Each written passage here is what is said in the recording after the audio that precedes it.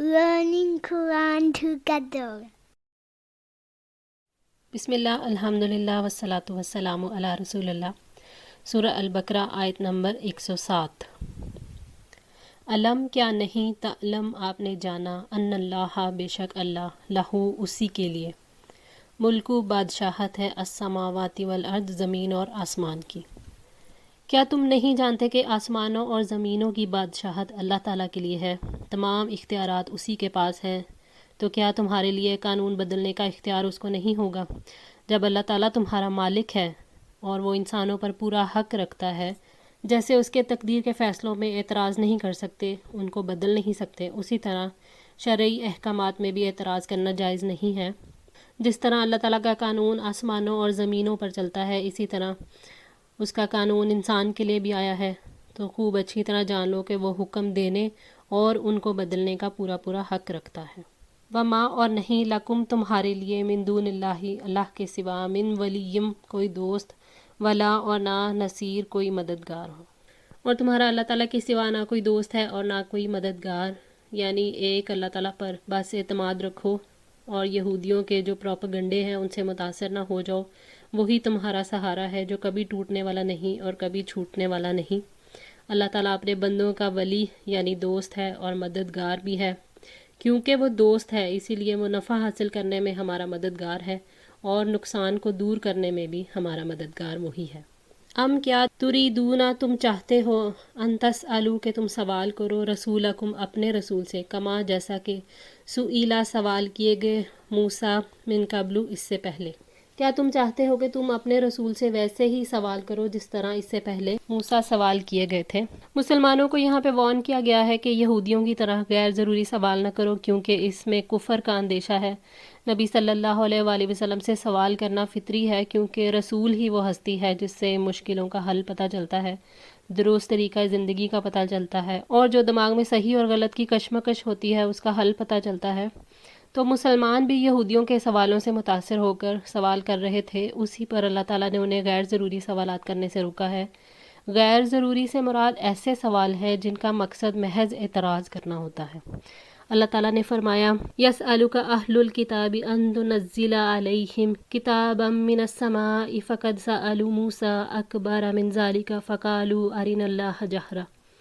اہل کتاب آپ سے سوال کرتے ہیں کہ آپ ان پر آسمان سے کوئی کتاب اتار لیں، سو وہ یقیناً موسیٰ سے اس سے زیادہ بڑا سوال کر چکے ہیں، چنانچہ انہوں نے کہا کہ ہمیں اللہ تعالیٰ کو بالکل سامنے دکھا دو۔ سورہ النساء آیت نمبر 153۔ سیدنا سعد بن ابی وقاص رضی اللہ تعالیٰ عنہ سے مروی ہے کہ اللہ کے رسول صلی اللہ علیہ وآلہ وسلم نے فرمایا، مسلمانوں کے حق میں سب سے بڑا مجرم وہ ہے جس نے ایسی چیز کے بارے میں سوال کیا جو حرام نہیں تھی مگر اس کے سوال کی وجہ سے حرام کر دی گئی۔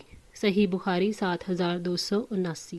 تو سوالات کی کثرت کی وجہ سے انسان راہ راست سے بھٹک جاتا ہے، ایمان انکار میں بدل جاتا ہے، اور قرآن کے دور میں سوال کرنے کی وجہ سے ایسی باتوں کا بھی امکان تھا جو ظاہر ہونے پر پھر بری لگتی، اور سوال کی وجہ سے پھر حلال چیز حرام ہو سکتی ہے۔ ومن اور جو کوئی یتبدل بدل لے گا الکفر کفر کو بالایمانی ایمان سے، اور جو کوئی کفر کو ایمان کے بدلے میں لے لے گا۔ اس سے مراد یہ ہے کہ اگر ایمان کا طریقہ چھوڑ کر، یعنی اگر ایمان سے ہٹو گے، اللہ تعالیٰ کے احکامات کی پابندی نہیں کرو گے، تو ایمان کے بدلے تم کفر لے لو گے اور اس طرح پھر سیدھا راستہ گم کر دو گے۔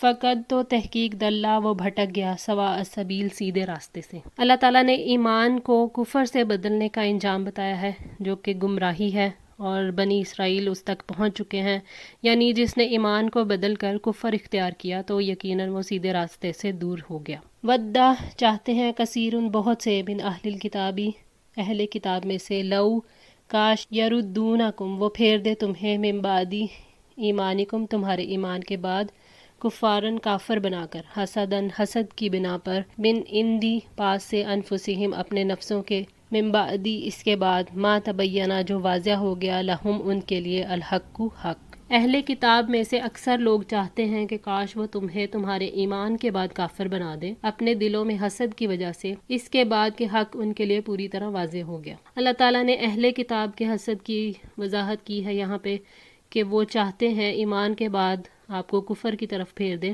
اس کے لیے انہوں نے جال بچھایا ہے، لیکن ان کا جو فریب ہے خود انہی پر الٹ گیا ہے۔ اللہ تعالیٰ کا فرمان ہے وَقَالَتْ طَائِفَةٌ مِّنْ أَهْلِ الْكِتَابِ آمِنُوا بِالَّذِي أُنزِلَ عَلَى الَّذِينَ آمَنُوا وَجْهَ النَّهَارِ وَاكْفُرُوا آخِرَهُ لَعَلَّهُمْ يَرْجِعُونَ، اور اہل کتاب میں سے ایک گروہ نے کہا کہ دن کے آغاز میں تم اس پر ایمان لاؤ جو نازل کیا گیا، اور ان پر جو ایمان لائے، اور تم اس کی شام کو کفر کرو تاکہ وہ واپس لوٹ آئیں۔ سورہ آل عمران آیت نمبر 72۔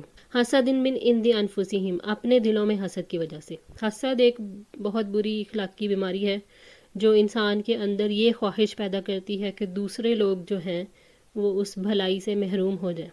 اہل کتاب کو یہ احساس تھا کہ وہ پہلے سے ہی حق پر ہیں، اور حق والوں کی بڑی ایک جماعت بنی اسرائیل سے ان کا تعلق ہے۔ کیونکہ وہ پیغمبری کو اپنا حق سمجھتے تھے، اس لیے ان سے یہ بات برداشت نہیں ہو رہی تھی کہ ان کے علاوہ کسی اور گروہ میں اللہ تعالیٰ نے اپنا پیغمبر بھیج دیا ہے۔ جب محمد صلی اللہ علیہ وآلہ وسلم کو اللہ تعالیٰ نے آخری نبی کے طور پر مبعوث کیا تو یہودی جو تھے وہ اسی وجہ سے حسد کا شکار ہو گئے تھے۔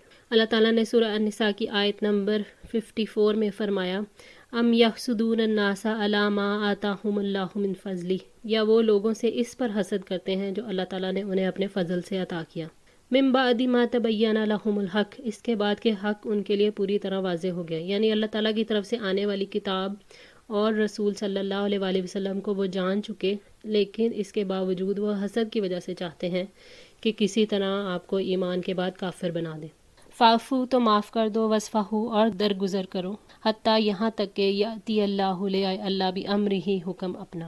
اللہ تعالیٰ نے یہاں پہ ایمان والوں کو یہود کی برائیوں کے مقابلے میں درگزر سے کام لینے کا حکم دیا ہے، یہاں تک کہ اللہ تعالیٰ کا حکم آ جائے، یعنی اس کے بعد پھر اللہ تعالیٰ نے مسلمانوں کو جہاد کا حکم دے دیا تھا۔ حتیٰ یاتی اللہ بامرہ، یہاں تک کہ اللہ تعالیٰ اپنا حکم لے آئے، سے مراد کے اسلام اور کفر کی اس جنگ کا پھر اللہ خود ہی کوئی فیصلہ کر دے۔ اللہ تعالیٰ کے حکم سے پھر مدینہ کے جو ارد گرد میں یہود آباد تھے وہ برباد ہو گئے، کچھ قتل کر دیے گئے اور کچھ کو مدینہ سے پھر نکال باہر کیا گیا۔ ان اللہ، بے شک اللہ، علی کل شیء قدیر، ہر چیز پر پوری قدرت رکھنے والا ہے۔ اللہ نے یہودیوں کی قید سے، ان کے قتل اور پھر مدینہ سے نکال دیے جانے سے اپنی قدرت کا یقین دلایا ہے کہ وہ بے شک ہر چیز پر قادر ہے۔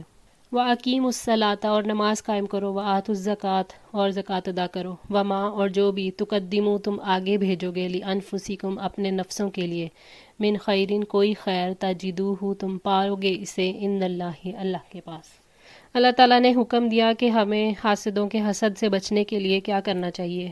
سب سے پہلے تو انہیں معاف کر دینا چاہیے، درگزر کرنا چاہیے، اور اللہ تعالیٰ کی مدد حاصل کرنے کے لیے نماز قائم کرنا چاہیے اور زکوٰۃ ادا کرنا چاہیے، مال خرچ کرنا چاہیے، کیونکہ صدقہ کرنا جو ہے وہ مصیبتوں کو ٹالتا ہے۔ تو آگے کہا کہ اگر مال نہیں ہے تو کوئی بھی جو اچھا کام کرو گے اسے اللہ کے پاس پالو گے، جو آگے بھیجو گے کل وہی کیش کرو گے، تو اللہ کے پاس سب محفوظ ہو رہا ہے، اس لیے دینے میں گھبرانا نہیں چاہیے، یہ نہیں سمجھنا چاہیے کہ بس وہ چیز چلی گئی ہے، نہیں، بلکہ یہ سب اللہ تعالیٰ کے پاس جمع ہو رہا ہے، جو ہم آج آگے بھیجیں گے کل وہی پائیں گے جا کے۔ ابن حشام کہتے ہیں مجھ کو خبر پہنچی کہ جب سیدنا صہیب رضی اللہ تعالیٰ عنہ نے ہجرت کا ارادہ کیا تو کفار قریش نے ان سے کہا کہ اے صہیب، جب تو یہاں آیا تھا تو نہایت مفلس اور فقیر تھا، تیرے پاس اس قدر مال یہاں پہ آ کے جمع ہو گیا، اب تو چاہتا ہے کہ تو یہ مال لے کر یہاں سے چلا جائے تو ہم تجھ کو ہرگز یہاں سے جانے نہیں دیں گے۔ سیدنا صہیب رضی اللہ تعالیٰ عنہ نے کہا اگر میں یہ سب مال تم کو دے دوں تب تم مجھے جانے دو گے؟ قریش نے کہا ہاں تب جانے دیں گے۔ سیدنا صہیب رضی اللہ تعالیٰ عنہ نے کہا کہ بس تو سب مال میں نے تم کو دیا۔ راوی کہتا ہے کہ جب رسول اللہ صلی اللہ علیہ وآلہ وسلم نے سیدنا صہیب رضی اللہ تعالیٰ عنہ کی یہ بات سنی تو فرمایا کہ صہیب نے بڑا نفع حاصل کیا۔ تو ان آیات میں مسلمانوں کو نصیحت کی گئی کہ یہود سے بحث و مباحثہ نہ کریں، اس معاملے میں اللہ تعالیٰ کی ذات پر بھروسہ کریں، عفو و درگزر سے کام لیں اور نماز قائم کریں، زکوٰۃ ادا کریں، اور اس بات کا یقین رکھیں کہ سب کچھ اللہ تعالیٰ کی نظر میں ہے۔ ان اللہ، بے شک اللہ، بما، اس کو جو تعملون تم عمل کرتے ہو، بصیر، خوب دیکھنے والا ہے۔ یقیناً تم سب جو عمل کرتے ہو اللہ تعالیٰ اسے دیکھنے والا ہے، یعنی تمہارا نماز قائم کرنا، زکوٰۃ ادا کرنا اور نیکی کے کام کرنا اللہ تعالیٰ سے چھپے ہوئے نہیں ہیں، اللہ تعالیٰ دیکھتا ہے اور اجر دے گا ان سب چیزوں پہ۔ آج کے لیے اتنا ہی، دعا ہے اللہ تعالیٰ ہماری اس کوشش کو قبول فرمائے، ہماری غلطیوں کو، تاہیوں کو معاف فرمائے اور ہماری اصلاح فرمائے۔ جزاکم اللہ خیر، والسلام علیکم ورحمۃ اللہ وبرکاتہ۔